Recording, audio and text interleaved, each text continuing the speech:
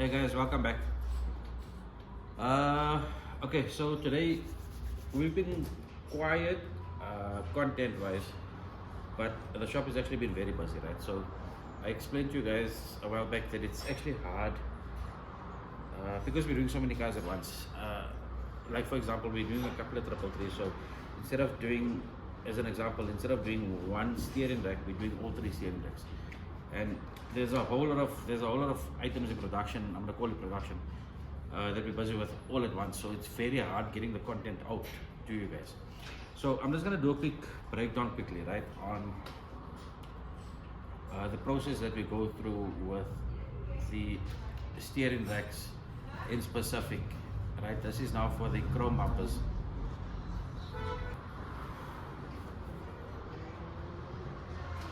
So this is the process that we go through with regards to a chrome bumper steering rack. So chrome bumper, for example, the 333Is. So there is no new racks available for the chrome bumpers. I'm actually sorry, there is one rack left in South Africa. I'm not too sure if it's in South Africa or if it's in Germany, but the costing on the rack is about 19,000 and it's only one. So we had to find an alternative to it, right? These racks we're forced to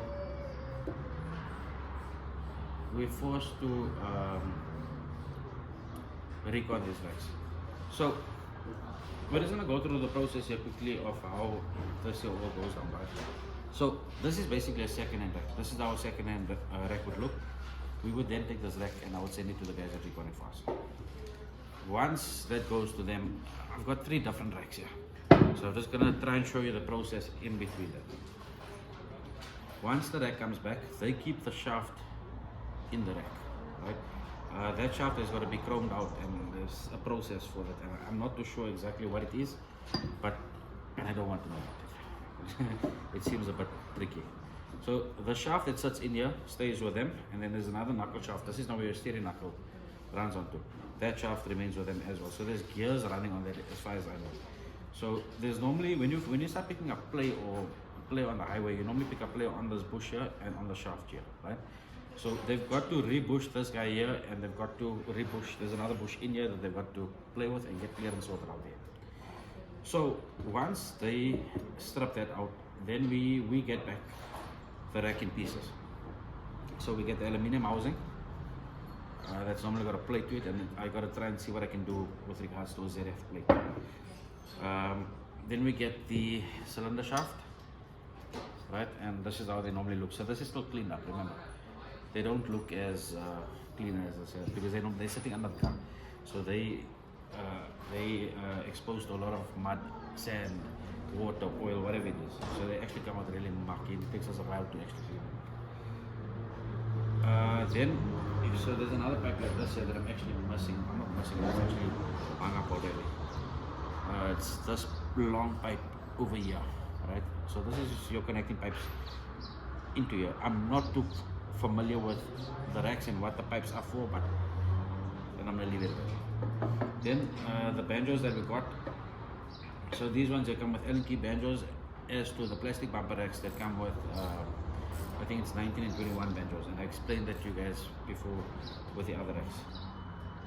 Then we've got, there's a 13 bolt missing here, and then the 2 Allen keys. Here's a washer for it here, so the 13 bolt and washer is missing. Right.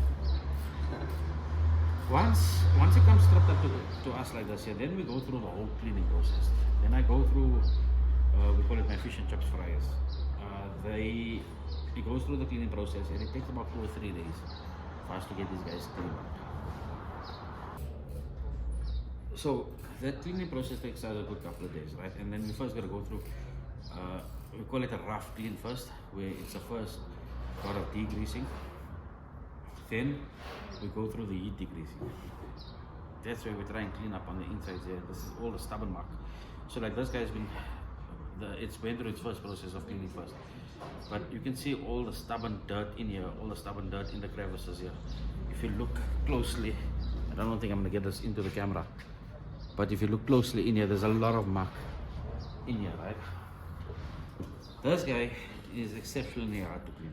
So your cylinder itself, you get cleaned up properly, but in the crevices here, there's thick sand, and no matter how clean it looks, the sand is always here. So if we don't get this process done right, the sand will actually break up once we get into the plating process and mess up the mixtures, etc., etc. So it will go through the whole cleaning process. It'll get cleaned up. Just like then, I think I got one that's actually been cleaned now. Okay, so this is one that is basically into raw metal at this point in time, right? So if you look here, basically we would have this here still polished out and cleaned up. In the crevices here, you'll still see there's still some sand in here. So meaning that it'll have to be cleaned out again and basically put back into our mixtures and then get it polished out. Then we've got to try and get it polished up in here as well. So we can't just plate the item like this here, we've got to get it polished up properly. But this is basically how she looks as raw, right? So now that's the cleaning process. Then you get, that's something else I'm going to show you. Once we cleaned up, I'm going to use the aluminium but quickly. This one has still got some sort of dirt on it. But this is how we get it cleaned up afterwards. So I'm trying to still see what I can do with the ZF plate and try and get these rivets off here. But this is how we get it cleaned up. But this is still not looking too good. So what we'll do is we'll blank off here, blank off all the ends, and I'm going to try and blast it through and do a chemical treatment afterwards. But this is basically more or less an idea of what we're looking at. Once that whole process is done, then we start going over to the plating process. So I've taken you guys through the plating processes before, and I've taken you through the plating process before, and you've seen how all of this is done, right? There's one more item missing. I just want to get it to you, and it's actually crucial. So remember, I'm not going to assemble this, so I'm going to show it to you as best as I can with you. So if I'm not mistaken, sorry, this guy goes over here. So we chose to make this guy silver over the board, right? Just to give a nice breakage to it, and then your lock buds prevent this guy from sliding out here, and there's another lock bud that comes over here. So we made this guy silver, and your two lock buds silver as well. Then you've got your Allen key banjos here. These are for these pipes here. That's all plated. They all clean up on the inside as well, nicely. The pipes are all done. Then you get your O-rings onto the pipes here, and then you get your banjos for your power steering pipes that's running to the pump and to the bottle, etc. That's that. So now we would send this guy back to the guys at Zik one for us. Basically, they will assemble this thing, and I'm gonna send it back with a pair of gloves. So let's hope we get it back as clean as this. We're gonna send it back to them, let them assemble it, and then we'll get our tire ends on, our rack ends on, our boots on, and hopefully the color combination should be nice and clean from there. Anyway guys, this is the process that we go through with regards to the restoration on the chromies. The plastic bumper cars like the ISs and that, I spoke to you about that. We've done previous videos where I actually showed you that we're running away from having them recon because you do have issues, you do find issues with them.